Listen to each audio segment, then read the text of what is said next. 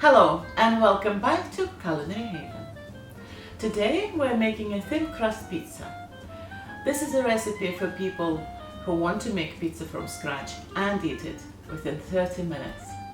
Let's begin. To make express thin crust pizza, we'll need 80 grams of plain flour, a quarter of a teaspoon of salt, a quarter of a teaspoon of sugar, quarter of a teaspoon of baking powder, 50 ml of water, and 2 teaspoons of olive oil. You will also need a pizza tray or a pizza stone, a spatula, a dough scraper, a sieve, a bowl, and a rolling pin. And we'll start with sifting the dry ingredients into a bowl.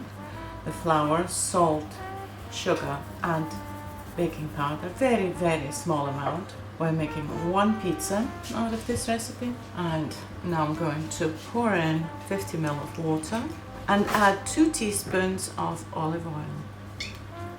I'll just whisk it all together.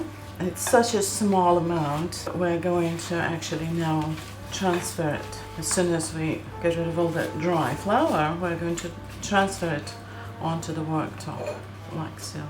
See, that's all there is. Quickly knead the dough. I need to also flour the worktop.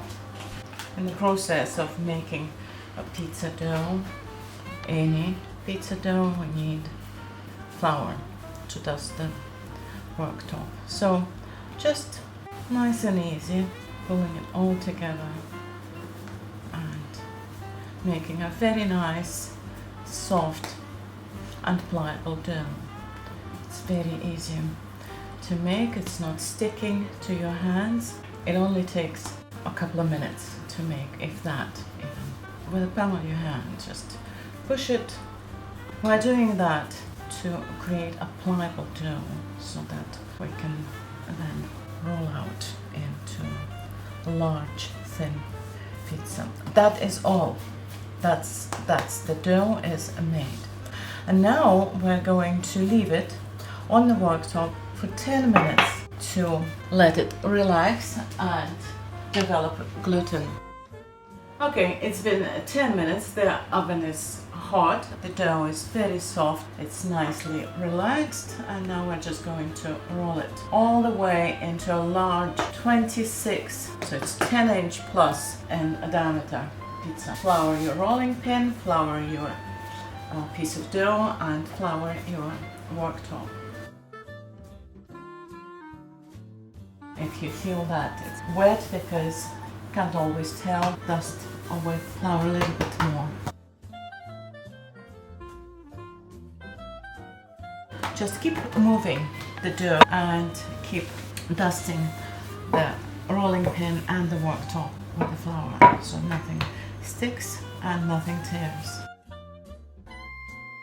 Also turning the dough.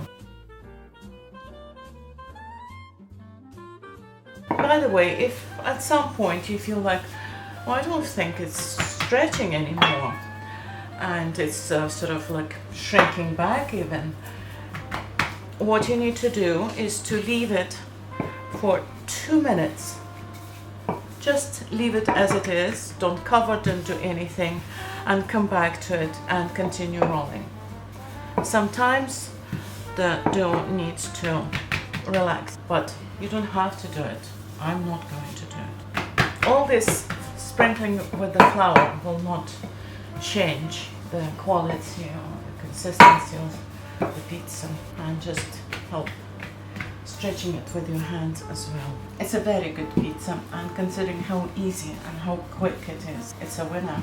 My daughter, who is a pizza connoisseur, says that this pizza is actually amazing. So try for yourself and see what you think.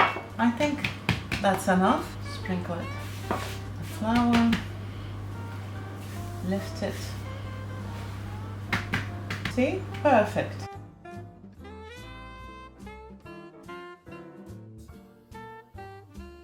First thing first is a pizza sauce. 3 tablespoons. Spread it evenly. Right, that's done. And now the toppings, whatever you like on your pizza. Today I'm going to put put some pepperoni, mortadella, some sweet pepper, a little bit of onion, and of course cheese. I'm going to use, as I always put on my pizza, is a mixture of cheddar cheese and mozzarella cheese. And now this pizza is going into the preheated to 200 degrees Celsius oven for about 12 minutes. Here we are, our pizza is ready. See, it's still sizzling. Transfer it onto this board and give it a minute to cool down a little bit. I'm going to slice it.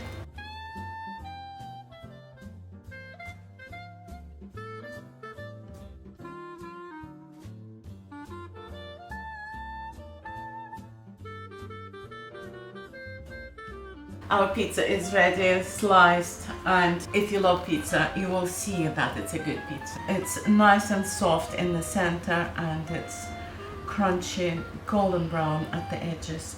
It's just a really, really nice pizza, and considering how little time it takes to make it, it's really a winner.